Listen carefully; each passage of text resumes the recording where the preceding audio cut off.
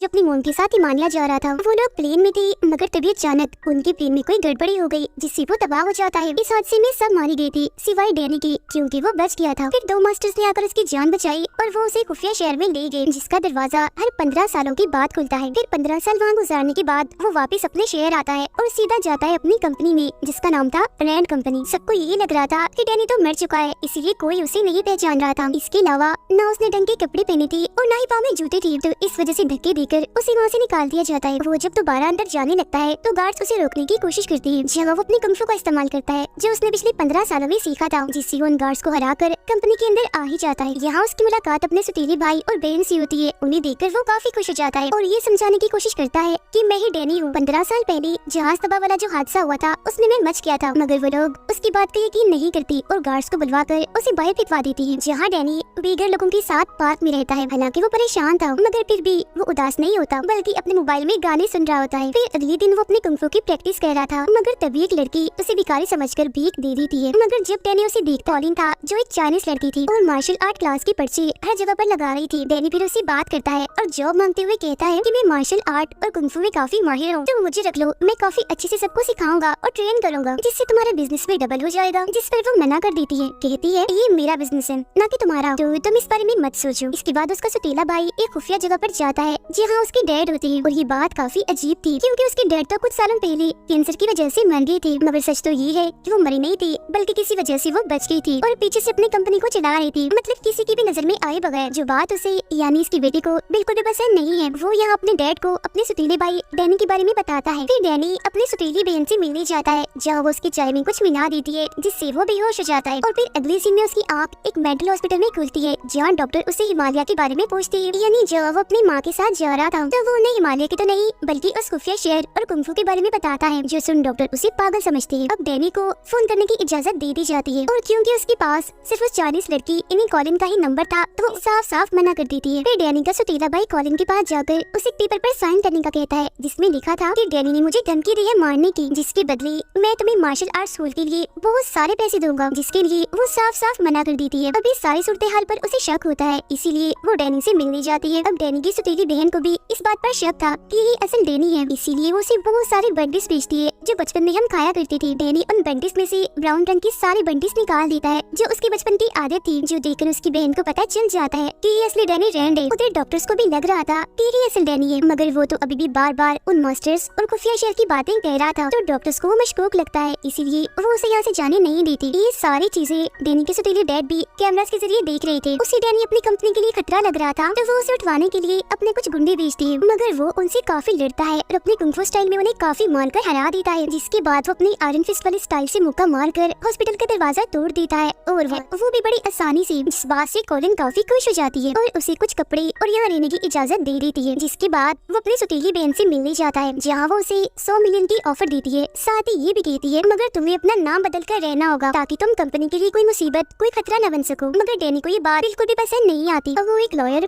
यानी एक वकील से मिलता है, और क्योंकि वो भी पहले रैंड कंपनी में काम करती रही तो डैनी उसे जानता है। वो उसे कुछ ऐसे सवाल पूछती है जो सिर्फ डैनी को ही पता थी, और जब वो उन सवालों के ठीक जवाब देता है तो उसे ये बात कंफर्म हो जाती है कि यही असली डैनी है। अब ये लॉयर डैनी की मदद करने वाली थी ताकि कंपनी वापस डैनी को मिल जाए, और ये बात भी सबके सामने वो ले आए कि ये असली डैनी रैंड है। लेकिन उसका सतीला भाई अपने गुंडे भेजकर वो सारे क्लोज सबूत मिटा देता है, जिससे ये बात साबित होती कि ये असली डैनी है। मगर डैनी को यहाँ मदद मिल जाती है अपनी सतीली बहन की तरफ से। उसकी बहन ने उसके लिए एक चीज बनाई थी जिस पर डैनी की उंगलियों के निशान थे, जो अब वाले डैनी से मैच हो जाते हैं, और आखिरकार ये बात साबित हो ही जाती है कि यही असली डैनी है। जिसके बाद उसे कंपनी का आधा हिस्सा मिल गया था और वो बन गया था रैंड कंपनी का मालिक, जिस वजह से उसे आलीशान घर और ऑफिस है और दवाइयाँ भी बनाती है। वो लोग बिजनेस से बहुत सारे पैसे कमाती है, जो बार डैनी को बिल्कुल भी पसंद नहीं आती। सारी सूरत हाल को देखते हुए वो दवाइयों की कीमतों में कमी कर देता है, जो बात किसी को भी पसंद नहीं आती। अब उसका सतीला भाई अपने डैड से मिलने जाता है, जहाँ डैनी भी उसका पीछा करता है, मगर वहाँ हर जगह पर सिक्योरिटी थी, इसीलिए वो खिड़की के जरिए जाने लगता है। यहाँ उसकी भाई को गलतफहमी होती है, इसीलिए वो उसे धक्का देता है, जिससे डैनी बाहर जाकर गिरता है। मगर जब उसे होश आती है तो उसका सतीला भाई उसे गले से लगा लेता है और उस खुफिया जगह पर ले जाता है जहाँ उन दोनों के डैड थे। यहाँ डैनी उसे पूछता है, डैड आप जिंदा कैसे हुए? जिस पर वो कहते हैं मुझे हैंड ने जिंदा किया था, जो बहुत सारे खतरनाक निंजास का लीडर है। उन्होंने मेरा कैंसर का इलाज किया और बदले में मुझे ब्लैकमेल करके मेरी वफादारी ले ली। उसके साथ एक चाइनीज औरत मिली हुई है जिसका नाम मैडम गाओ है। जिसके बाद वो उसे रिक्वेस्ट करती है कि अब तुम हैंड से लड़ो और सबको बचा लो और अपनी कंपनी को भी। अगले दिन वो अपनी बहन के साथ था, मगर वो उसे अपने डैड के बारे में कुछ नहीं बताता। फिर जब वो जा रही थी तो कुछ गुंडे आकर उन पर हमला कर देते हैं और उसकी बहन को अगवा करने की कोशिश करने लगती है। तब डैनी उनको रोकता है और काफी बहादुरी से उनका मुकाबला करता है। वो लोग उससे एक कुल्हाड़ी जैसे हथियार से लड़ रही थी, मगर वो फिर भी डैनी के सामने टिक नहीं पाते। एक एक करके वो उन्हें ठिकाने लगाता रहता है उनके पास उस मैडम गाँव का पता लगवाने, क्योंकि वो भी चाइनीज थी तो हो सकता है कि कॉलिन उन्हें जानती हो, यानी जिसके बारे में उनके डैड ने बताया था। अब उनकी ये बात सच भी हो जाती है, क्योंकि कॉलिन उन्हें एक चाइनीज होटल के बारे में बताती है जिसके लीडर से डैनी बात करने जाता है। जब वो बताता है कि रैंड कंपनी के साथ हमारी एक डील हुई थी, मगर तुम्हारी बहन ने डील हमसे तोड़कर किसी और से कर ली, मतलब कि हमारे साथ धोखा किया। मगर जब डैनी उन्हें हैंड के बारे में बताता है तो उन लोगों का मुंह बंद हो जाता है और फिर वो लोग वहाँ से चले जाते हैं। मगर बाद में वो लोग डैनी को एक पार्सल भेजते हैं जिसमें हैंड का ही बनाया हुआ एक ड्रग, एक नशा था, साथ ही एक लोगो, एक निशान भी था जो आयरन फिस्ट के ड्रैगन का था, जो डैनी के सीने पर भी बना हुआ था। फर्क सिर्फ इतना था कि उसमें पंख नहीं थे। इसके बाद हम देखते हैं कि मैडम गाओ इन्हें जो हैंड के साथ मिली हुई है इस ड्रग नशे के काम में, वो अपने बिजनेस को इतना ऊपर ले गई है कि अब किसी को भी ड्रग लेने के लिए पाउडर या इंजेक्शन का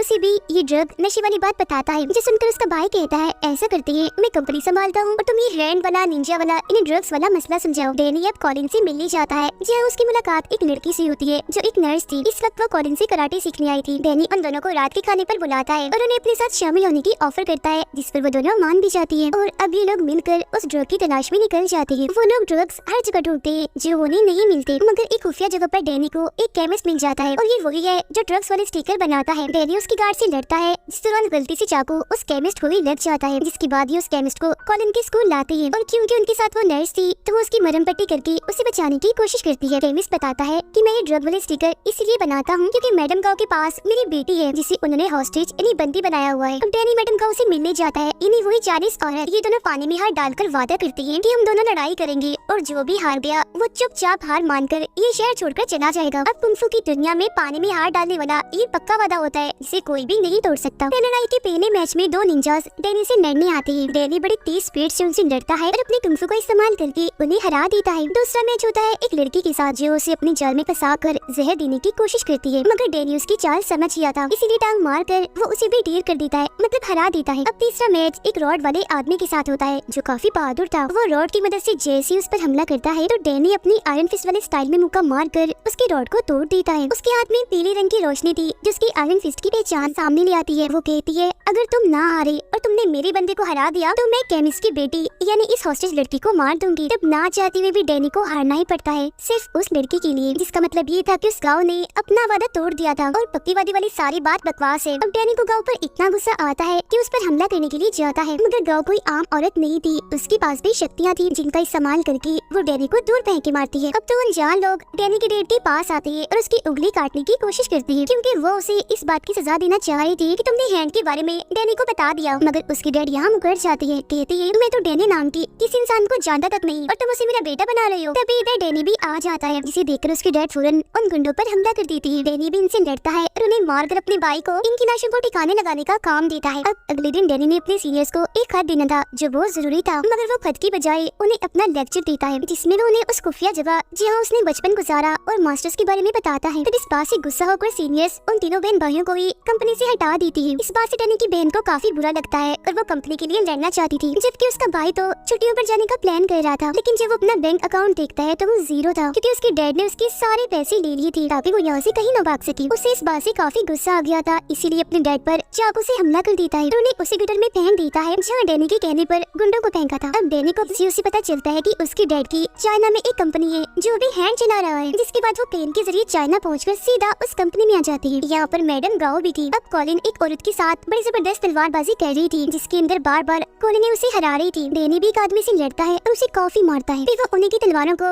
उनमें ही घुसाकर मार देता है। उन सबकी लाशों को देखकर डैनी समझ जाता है कि मेरी मॉम की मौत की जिम्मेदार गाओ ही है, इसी ने पायलट को ड्रग दिया था जिससे प्लेन उसे संभला नहीं और वो तबाह हो गया। ये जानकर तो डैनी को इतना गुस्सा आ गया था कि वो अपने आयरन फिस्ट वाली अंदाज में जोर से दरवाजे पर मुक्का मारता है। वो सीधा जाता है मैडम गाओ के पास और अभी उसे हॉस्टेज बना लेता है, मतलब कि उसे पकड़ लेता है। अब 3 दिन के बाद गटर में हलचल होती है जहाँ से जिंदा होकर डैनी और उसके सौतेले बहन भाई की डेड बाहर आती है, जो काफी अजीब लग रहा था कि पता नहीं जब से हैंड ने उन्हें ठीक किया वो तो जैसे अमर बन गई, मर ही नहीं रही थी। वो बाहर आकर सीधा जाते हैं अपने बेटे यानी डैनी की भाई के पास और उसे कहते हैं मैंने तुम्हें माफ कर दिया, अब तुम भी मुझे माफ करके सुलह कर लो। मगर वो नहीं मानता, यानी वो अपने डैड से सुलह नहीं करता। तो उसे मजा चखाने के लिए उसके डैड उसकी गाड़ी में ड्रग्स रख देती है जिससे पुलिस उसे पकड़ लेती है। वो ड्रग्स लेता रहता था तो मेडिकल रिपोर्ट से भी ये बात साबित हो ही जाती है कि ये ड्रग उसी का है। वो पुलिस को काफी समझाने की कोशिश करता है कि ये मेरे डैड की जान है, वो मुझे फंसा रही है, मगर कोई भी उसकी बात का यकीन नहीं करता क्योंकि उसके डैड की तो काफी साल पहले अपनी बेटी को अपने काम के लिए इस्तेमाल करती है। उसे अपना राज भी बता देती है, जो सुनकर वो हैरान तो थी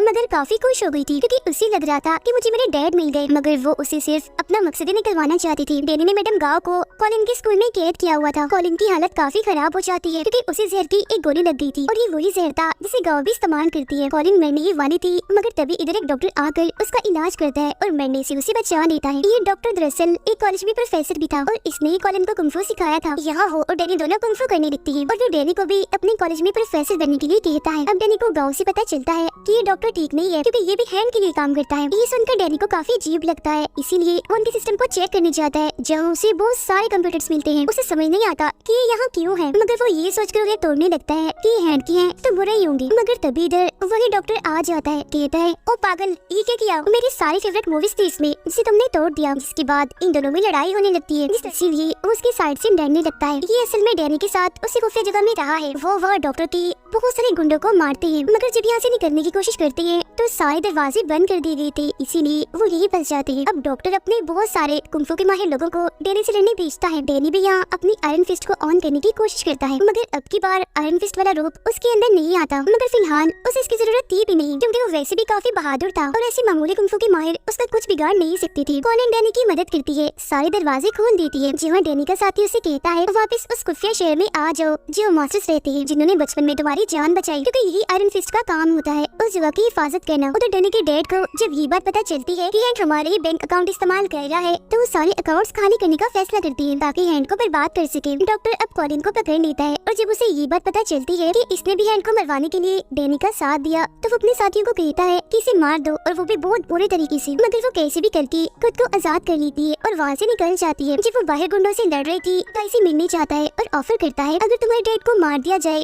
तो मैं तुम्हें कंपनी का चीफ बना दूंगा क्योंकि अब कंपनी मैं ही संभाल रहा हूँ। जब वो डॉक्टर की बात मान लेता है और ये लोग उस खुफिया जगह पर हमला करती है जहाँ उनकी डैड रहती थी। यहाँ का डैनी का सुरीला भाई कहता है मेरे डैड को मार दो लेकिन मेरी बहन को कुछ मत करना। तब डॉक्टर उसकी बहन की तरफ गन से इशारा करता है और गोली चलाते हुए कहता है ये वाली बहन, जिससे जाहिर है गोली चलने से उसकी मौत हो जाती है। इसके बाद डॉक्टर डैनी को वीडियो कॉल करके वहाँ की सारी सूरत हाल दिखाता है, मतलब कि उसकी सुतीली फैमिली कितनी बुरी है। ये देख कर डैनी खुद को उसके हवाले कर देता है कि मैं कितना पागल था, अपने सुतीले बाप बहन भाई जितने बुरे लोग थे उन्हें बचाने की कोशिश कर रहा था, उनका साथ दे रहा था। अब डॉक्टर डैनी को मारना नहीं बस उसकी शक्तियाँ लेना चाहता था, इसीलिए वो उसे अपने साथ लेकर जा रहा होता है। मगर तभी इधर डैनी का साथी आकर उसकी जान बचा लेता है। वो सभी गुंडों से काफी लड़ता है। कॉलिन और डॉक्टर के बीच भी काफी लड़ाई होती है। हालांकि वो उसकी स्टूडेंट थी मगर फिर भी वो जीत जाती है और डॉक्टर को हरा देती है, लेकिन वो डॉक्टर को जान से नहीं मार पाती क्योंकि उसके अंदर भी सुपर हीरो जैसी ताकतें हैं। मगर तभी इधर डैनी का साथी आकर डॉक्टर के सीने में चाकू मार देता है और कहता है तुम इसकी स्टूडेंट हो, जिंदगी कहता है, मगर वो जाने से मना कर देता है। इसीलिए दोनों के बीच थोड़ी बहुत लड़ाई होती है, मगर फिर बाद में उनके बीच ये फैसला होता है कि हम यही इसी शहर में ही रहेंगे। मगर जैसे ही वो पीछे आते हैं तो देखती है कि डॉक्टर की लाश वहाँ नहीं है, वो गायब हो गई है। अगले सीन में कॉलिन और डैनी साथ में ही थे। तभी उसके पास उसके सौतेले भाई का मैसेज आता है जो कहता है जल्दी करो यहाँ से निकलो। अब इससे पहले वो कुछ समझ पाता तभी कुछ कमांडो आकर इन पर हमला कर देती है, मगर यहाँ दोनों ही अपनी कुंफू की महारत का इस्तेमाल करके सभी को काफी मारते हैं और आखिरकार बच जाते हैं। अब यहाँ पता चलता है कि हैंड और कोई नहीं बल्कि डॉक्टर था, मगर क्योंकि वो तो मर गया था इसलिए कंपनी संभालने वाला कोई नहीं था। लेकिन फिर सबको हैरान करते हुए यहाँ वापिस ही डैनी का सुटेला बाप आ जाता है। जी हाँ बिल्कुल, वो मरा नहीं था बल्कि हमेशा की तरह दोबारा से जिंदा हो गया था और सारे उल्टे कामों के पीछे उसका ही हाथ था और वो खुद भी हैंड के साथ मिला हुआ था। सारी सच्चाई जानने की, मगर वो भी चुप बैठने वाला कहाँ था। उसने भी सारी तैयारी की हुई थी डैनी को रास्ते से हटाने की, मगर इसके बावजूद भी डैनी ऑफिस की खिड़की तोड़कर अंदर आ ही जाता है, वो भी अपने आयरन फिस्ट वाले रूप में और बिल्कुल वैसी अंदाज में। पीछे से कॉलिन डैनी के सुतीले भाई को मारने जाती है मगर वो बच जाता है क्योंकि ठीक वक्त पर वो पीछे मुड़ गया था। अब यहाँ डैनी अपनी फुल ताकत का इस्तेमाल करके जोर से अपना आयरन फिस्ट वाला मुक्का जमीन पर मारता है जिससे सारे लोग और टूटे हुए शीशे के टुकड़े हवा में उड़ने लगते हैं। उधर डैनी के भाई को भी अपने डैड के खिलाफ सबूत मिल गए थे। उनका सुतीला बाप जब वहाँ से भागने की कोशिश करता है तो डैनी उसका पीछे करता है। जी हाँ, दोनों एक दूसरे से पाइप के जरिए लड़ते हैं, जिसके बाद डैनी उसे एक तीसरी पाइप में घुसा देता है, मतलब पाइप उसकी आर पार कर देता है। वो जान से नहीं मरता क्योंकि उसके अंदर भी सुपर हीरोज वाली शक्तियाँ थी। जिसके बाद डैनी यहाँ से जाने लगता है, लेकिन क्योंकि उनका बाप विलन है तो वो पीछे से डैनी पर गोली चलाता है, मगर वो अपना आयरन फिस्ट वाला हाथ आगे करके गोली रोक देता है। इसी बीच उसका भाई आकर अपने डैड को गोली से शूट कर देता है, जिससे वो नीचे जाके गिरता है और वो दोबारा से जिंदा ना हो जाए इसलिए लोग उसे जला देते हैं, जिसके बाद सब कुछ ठीक हो जाता है। डैनी के सौतेले भाई को